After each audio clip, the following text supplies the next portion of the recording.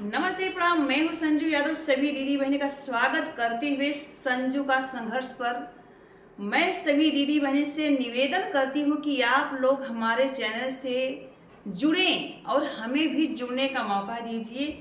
एक बार आप लोग हमारे चैनल से जुड़ें और कमेंट करके बताएं कि संजू दीदी हम आपसे जुड़ गए हैं और आप हमसे जुड़िए। फटाफट हम आपसे जुड़ करके कमेंट करेंगे। और दीदी बहनी, आज हम आप लोगों के बीच में सोहर को उठान लेकर के आए हैं। बहुत ही तगड़ा जबरदस्त हो, एकदम दयादी पटीदारी वाला हो। जैसे दयादी पटीदारी में जैसे देवरान हो गईलीन, जेठान हो गईलीन, ननद हो गईलीन, सास हो गईलीन, तो बादी बादी का नाम होला, वैसे वाला यह गीत हो। आप लोग सुनत जा, बहुत ही तगड़ा स्पेशल गीत बा। एक ठे दुल्हनी के लड़का भैल हो और लड़का भैल हो तो उनकर जेठान, उनकर देवरान, उनकर सास, उनकर ननद कैसी आवत है लड़का होखाई में, और दुल्हनिया कैसे उनकर मान सम्मान करत बा। आप लोग गीत के माध्यम से जाने दीदी बहनी। और कितना दीदी बहनी के हमार जो है कि स्वर को उठाना अच्छा लगत हो, कमेंट बॉक्स में ज़रूर बताइए। तो पहली लाइन का बा दीदी बहनी। पहली लाइन है, बहिनी हमारा के भये नंदलाल, जेठनिया बिसमात गईली हो। दीदिया हमारा के भैले, दीदिया हमारा के भैले नंदलाल, गोतिनिया बिसमात गईली, जेठनी बिसमात गईली, जेठनी बिसमात गईली हो। बहिनी हमारा के भय नंदलाल, जेठनिया बिसमात गईली, गोतिन बिसमात गईली हो। अब निमंत्रण कैसे देते हैं बुलावा, एकदम समय निकाल करके इस गीत को सुनिएगा दीदी बहनी लोग। तो कहती क्या है दुल्हन कि सासू मोर सबेरे आमै, ननदा दुपहरिया आमै, ननदा दुपहरिया आमै हो।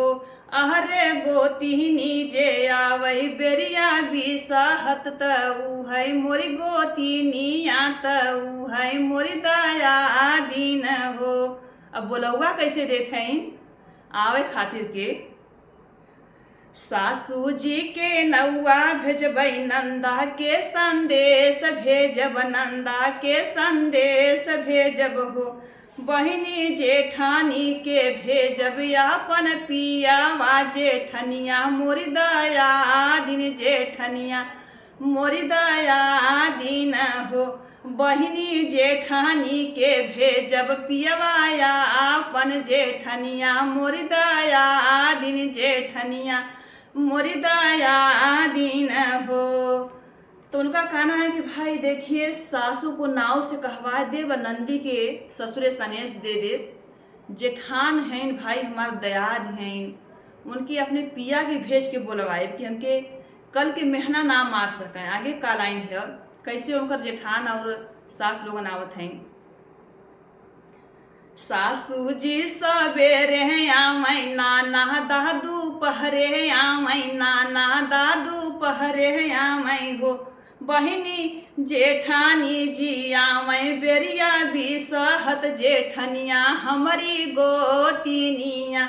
बहिनी जेठानी जे आमै बेरिया बिसहत, जेठनिया हमारी गोतिनिया।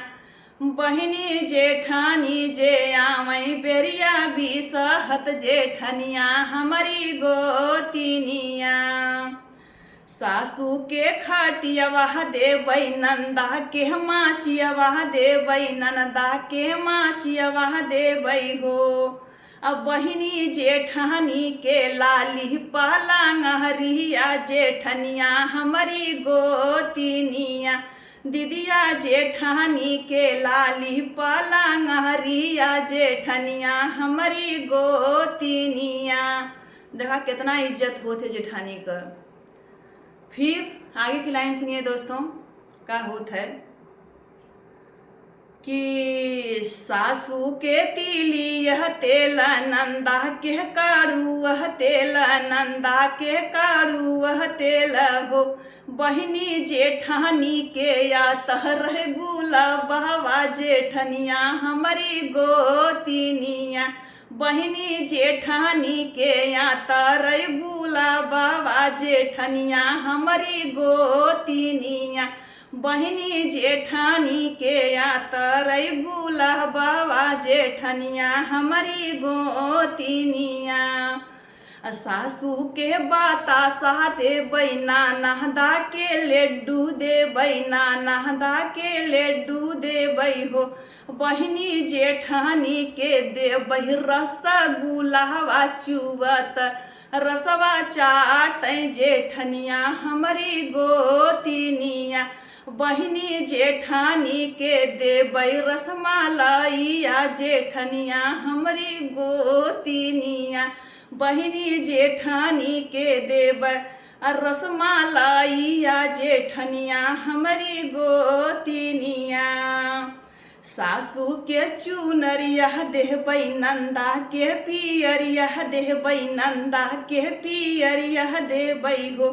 बहिनी जेठानी के देबै हम छिटिया जेठनिया हमारी गोतिनिया। बहिनी जेठानी के देबै हम छिटिया जेठनिया हमारी गोतिनिया।